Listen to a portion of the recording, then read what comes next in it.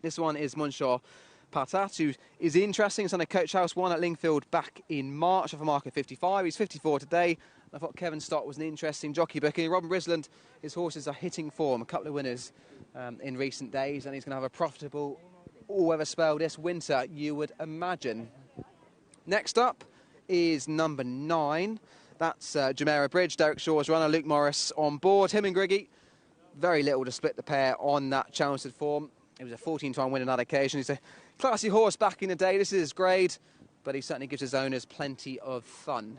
Number 6, Natural Impulse. Only had the 4 starts for Simon Hodgson. Well backed on the handicap debut. 4-to-1 he went off in blinkers on the handicap debut. That was 236 days ago. A nice looking son of Intrinsic. Maybe there is ability down the line to be so strongly supported in that handicap debut. Not as strong in the market from stall 10 today, but keep an eye on this horse. Gelded since then, because he could be interesting further down the line this winter. Then we have a horse covered up with a sheet. Unfortunately, impossible to tell which one that is. So we'll drop back to Pegasus Stables. That is the Fanshawe runner. This is one in Bluebird.